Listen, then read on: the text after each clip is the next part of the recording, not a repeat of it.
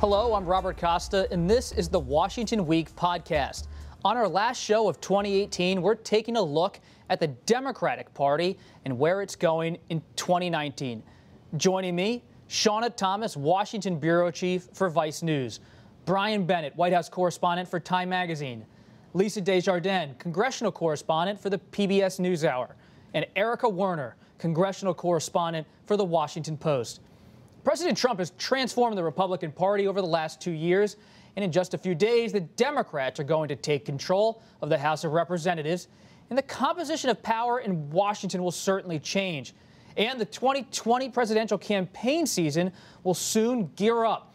There are a lot of names out there. Some of the most talked about are current and former lawmakers: Joe Biden, Beto O'Rourke, Kamala Harris, Elizabeth Warren, Bernie Sanders, Julian Castro, Amy Klobuchar, Cory Booker, and Mike Bloomberg. And that's just to name a few. How this potential crop of candidates and the new Congress reshape the Democratic Party, well, that's the question for 2019. Shauna, a lot of names. We talked about Mitch Landrieu on the broadcast, the former mayor of New Orleans.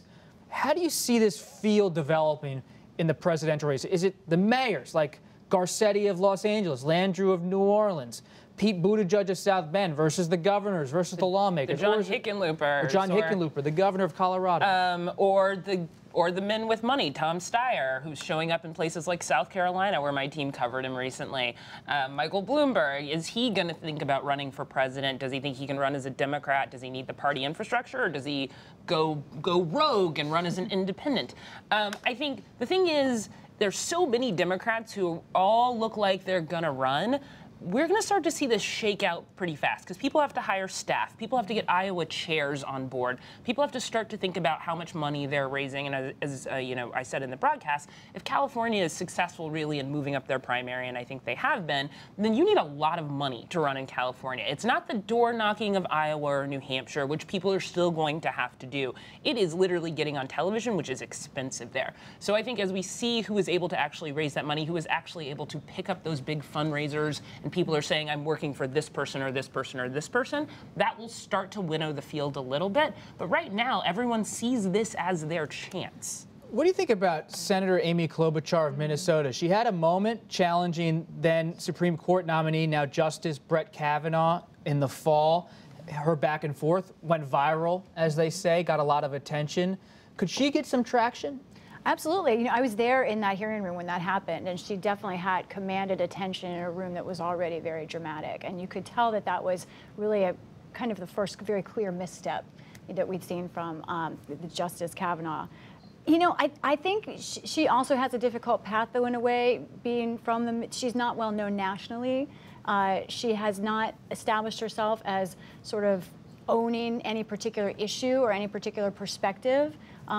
People like her as someone who can respond to Trump potentially, but she hasn't shown yet that she can really land a punch on an opponent. So and I think many Democrats are in some Democrats that same would category. say she landed a punch on Kavanaugh. Well, I guess that's fair. That's true. But I think that it's a different level when you're talking about having to go up against President Trump himself. I think Democrats, what's interesting to me is they're actually a little bit behind of where Republicans were, or where in the 2016 cycle, or where Democrats themselves were in the 2008 cycle. 2008 cycle, 2 years previously, we already had an Obama, Clinton. We already knew that they were among the front runners. They weren't the only ones, but they were really clear. Now we don't know who it is. And the first announcements for Republican candidates in the last cycle were in March of the previous year. So March is only a couple months away, and it's really not clear where things stand. It's going to be really interesting to see how Trump influences the Democratic primary, because he's going to weigh in. He's going to weigh in on candidates. And in some cases, that's going to give jet fuel to that candidate. It's going to bring more attention to that candidate.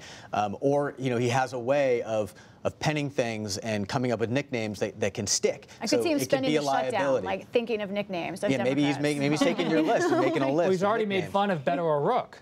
That's right. That's right. He hasn't come up with a nickname yet. Right, but he's said that I thought you'd pick a winner. You don't pick someone who lost a race to run. So that's one of his talking points now. Beto O'Rourke, I'm sure we'll hear more about him and about other candidates. When you talk to people inside of the White House, maybe leave the names aside, get some candid answers, having a real talk about 2020. Does anyone give them a little bit of a scare?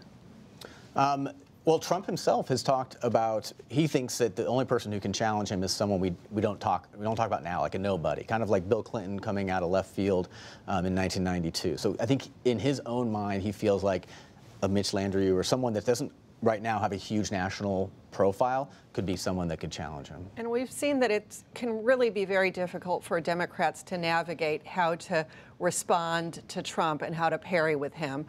For a while, we thought that Senator Warren was doing a pretty good job of that. They would get in Twitter fights. She was very aggressive, really stood up to him.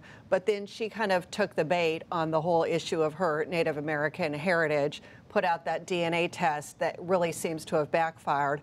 And now she's not kind of seen at the top of the heap. So Democrats really have to be careful, and it really is hard to do battle with Trump. What about Vice President Biden? Where is his decision-making process based on your conversations with Democrats? It seems like he hasn't made a decision. It's a very long decision-making process, is what we know. He's definitely talking to people around him about it. He's trying to figure out, does he really want to go through this process? He knows pretty intimately what it's like, since he's actually run for president as well as vice president multiple times. Going back to the 1980s. Exactly. But to me, it's still unclear whether he is going to actually pull the trigger or not. So we will see. I mean, I think there's a lot of people out there who would say, you know, is this the new blood and face of the Democratic Party we want to see running? And I think that's a question he's probably considering himself. Is that really the Beto O'Rourke? Is that about a generational debate in the Democratic Party? Yeah, you look at the Democratic leadership in the House, they're all over the age of 77. Yeah. And people like Bernie Sanders, senator from Vermont, 77 years old, I believe. How's that younger generation going to assert itself? That is a huge sort of shifting of tectonic plates that's happening slowly for Democrats, and you feel that frustration from younger generations that they're having trouble moving up. I think as far as Joe Biden goes, what he brings, what he lacks in sort of generational energy is he's great with unions. He's great with like white working class voters, the voters that a lot of Democrats think they lost, and that's why President Trump is in office. You know, but there is an issue with history. The thing I think the most about when I think about these presidential candidates, going all the way back to the 80s, every time a party nominates someone who should have gotten the nomination an earlier time, it never works. Think about Hillary Clinton. You can go back, you can talk about Bob Dole. That didn't work. All of these candidates sort of were like, you know, runner-ups. Romney was the same way. McCain was the same way. This, oh, he could have won last time. Let's nominate him now. It never works. What about Senator Sherrod Brown of Ohio? He was able to win in 2018, a tough year. The Republicans won the gubernatorial race in Ohio, yet Sherrod Brown, a Democrat, shares in some ways the instincts of President Trump on trade, a protectionist. Could he get some oxygen in this political atmosphere? Yeah, I mean, I think that he does have a strong argument to make that he's shown how a Democrat can win in a state like Ohio and win big. He has a lot of populist tendencies and can make the case that he's had achievements for unions and working class people. I do think there is a question, as you were raising as regards to Mitch Landrieu, as to whether it can be or is going to be a white man, another white man this time around, with the diversity and the energy from young people. Senator Harris, Senator Booker. That we're seeing Democrats want and gravitate towards. And Brown also can't really claim to be, you know, a new face or part of a new generation. So I think he definitely has a case to make, though. One topic that's made the White House nervous going into 2020 is health care. I mean, they know that their moves on the Affordable Care Act have been popular with their base Republicans, but when it comes to the general voting public, it's not as popular.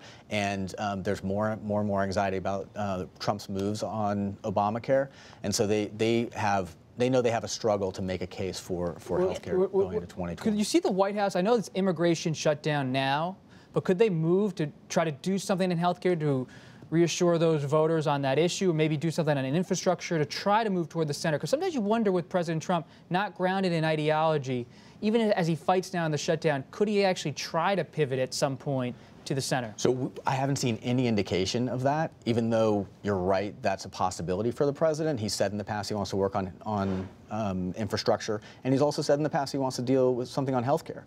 But we haven't seen any good faith efforts to do either of that, and we haven't heard of anything inside the White House on active policy ideas to accomplish that. I would expect to see Nancy Pelosi make some move on the Affordable Care Act because of the court case where a judge said it was unconstitutional, basically, to sort of shore up, like, here's congressional intention. Now, does that get through the Senate? I can't tell you. There are Republican senators who are also worried about a judge trying to dismantle the ACA and it's going to get appealed. But I think one interesting thing about the ACA and 2020 and elections and how all of this fits together is that there were multiple Republican states this past time around in 2018 that expanded Medicaid.